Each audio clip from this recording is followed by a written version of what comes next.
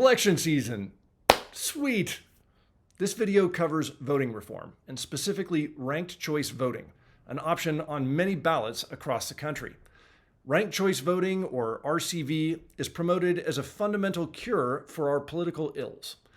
The two core promises made repeatedly by RCV advocates are that 1, unlike our current method, ranked choice guarantees that winning candidates have support from a majority of the voters.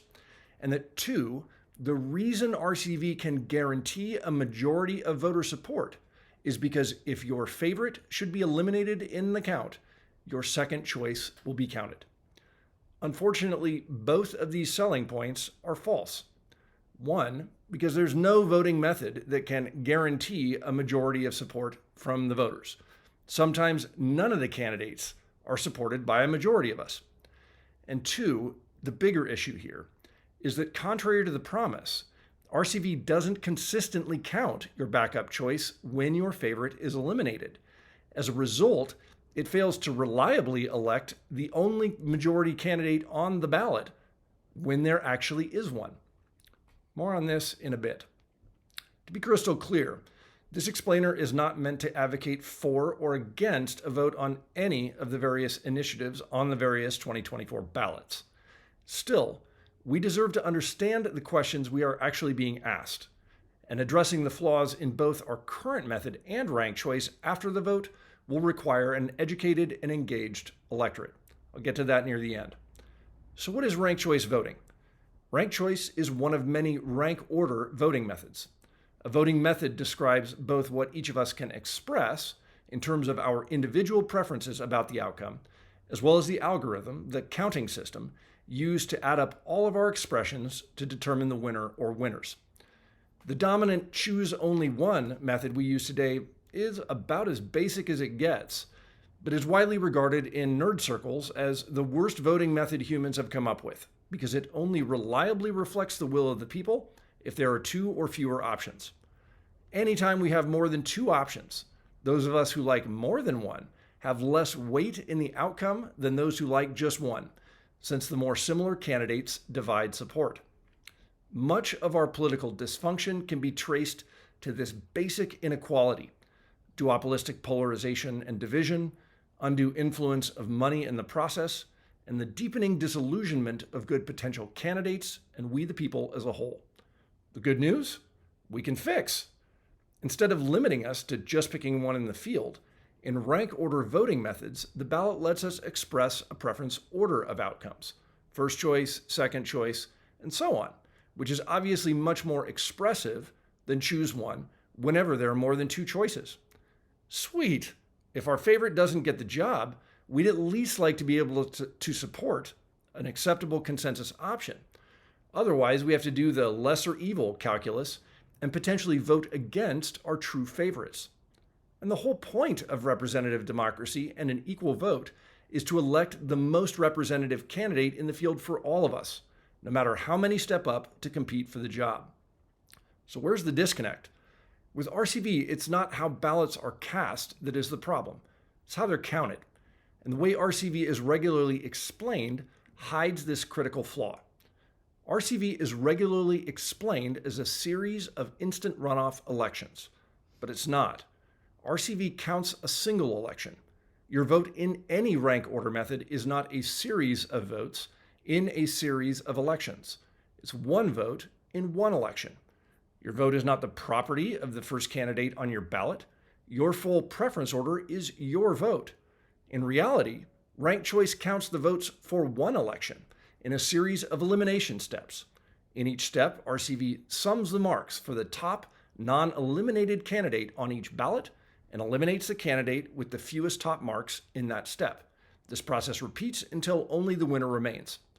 Of course, if in any step of the process, one candidate is top on 50% plus 1 of the ballots with any remaining non-eliminated choices, that candidate will be the last standing and RCV's chosen winner. But that's not a guarantee of support from a majority of voters by any stretch.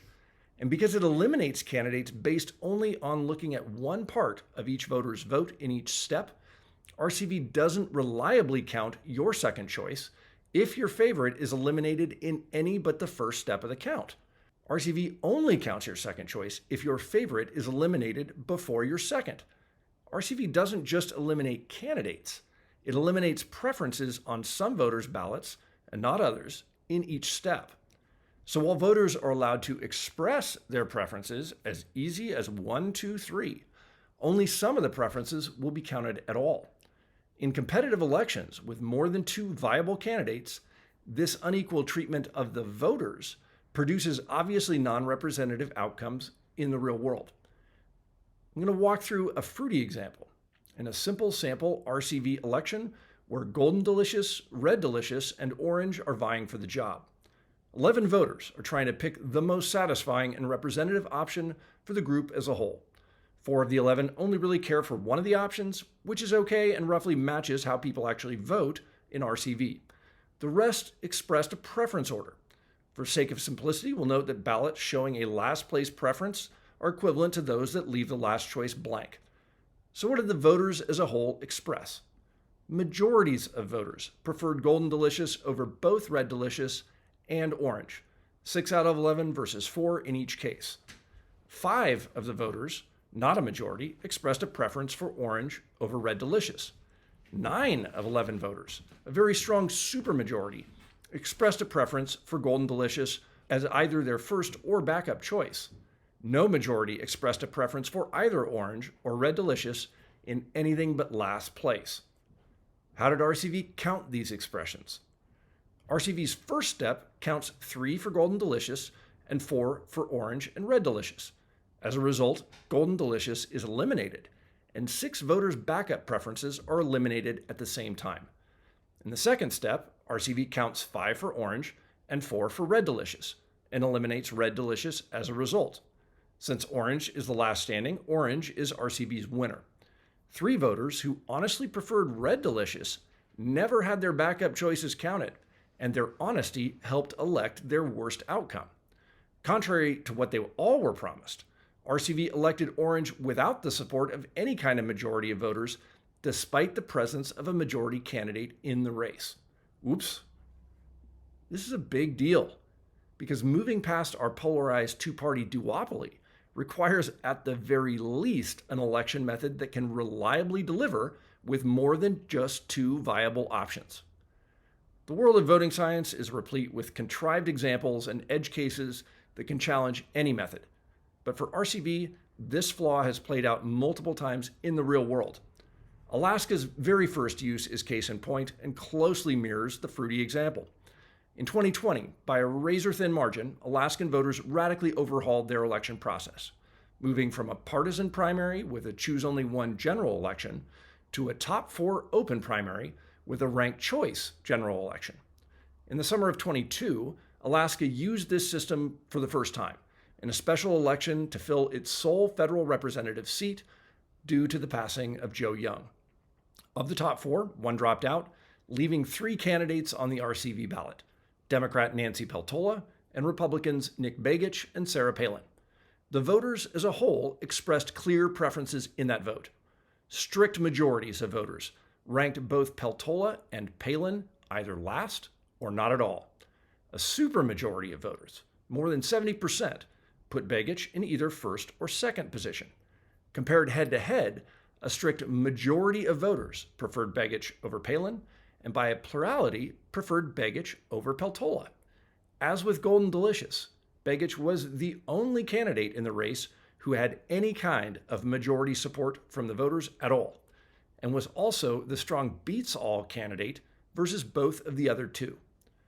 But because RCV looks at only one part of each vote in each step, and because of the lopsided candidate positions in the field, 1 Democrat, 2 Republicans, RCV eliminated Begich first and elected Peltola over Palin with any kind of support from less than 50% of the ballots cast. Voters who put Begich first got their second choices counted. Voters who put Palin first never had their second choices counted at all, despite their first choice losing. This is not a political commentary on the various candidates. Peltola moved quickly to shore up support across the aisle and earned actual preference from a majority of Alaskan voters in the general election several months later. Yet the blowback from Alaska's first use is noteworthy. Grassroots organizers there successfully petitioned a repeal of RCV and Top 4 to the ballot for voters to consider this year. In this cycle, both Republicans and Democrats have worked to narrow the field in many Alaskan races in order to avoid a repeat of RCV's spoiler effect. And nationally, 10 states have outright banned ranked choice, staining voting method reform generally as yet another partisan battle. So what's the good news? Ranked choice is just one particularly tired way of counting ranked ballots. Ranked robin is another, and it actually much better delivers on the promises used to sell RCV. Like a round robin, candidates are compared head-to-head amongst all the voters' ballots. The candidate with the most head-to-head wins is elected. Unlike RCV, ranked robin actually counts all of the voters' preferences equally in each comparison. As an added bonus, ranked robin, unlike RCV, allows expression of equal preference between candidates, making the ballot much harder to inadvertently spoil. Voters who choose to adopt RCV and don't want to see a high-stakes repeat of Alaska's failure can advocate that their legislatures upgrade the method before putting it in use. And the misleading claims of proponents are clear justification for this construction of law. Further, there are other new classes of voting methods entirely that offer greater simplicity, expressiveness, and transparency than ranking. Ranking gets particularly cumbersome when there are many candidates on the ballot. The simplest ranking alternate is approval voting, that just removes the one-choice limit on our current ballot.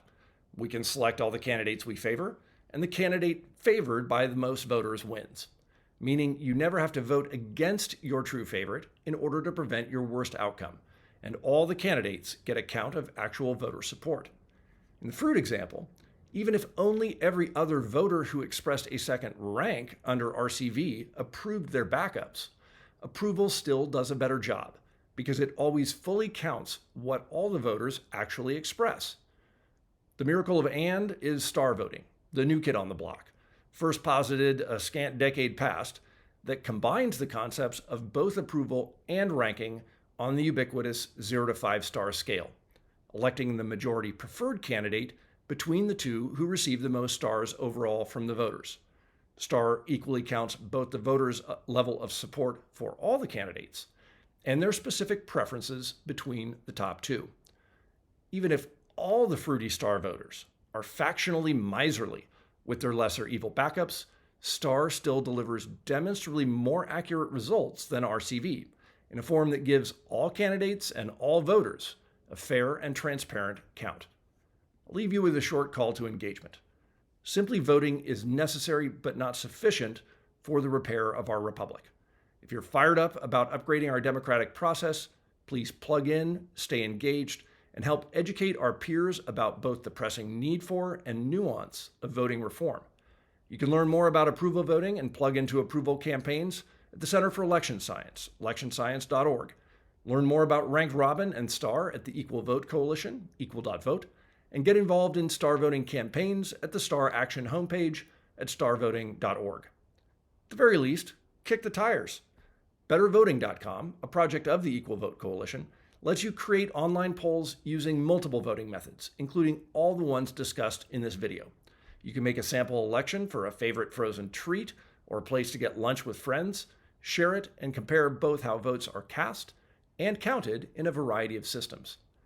Achieving a more perfect union is a responsibility we all share, and democracy is not a spectator sport. Let's go!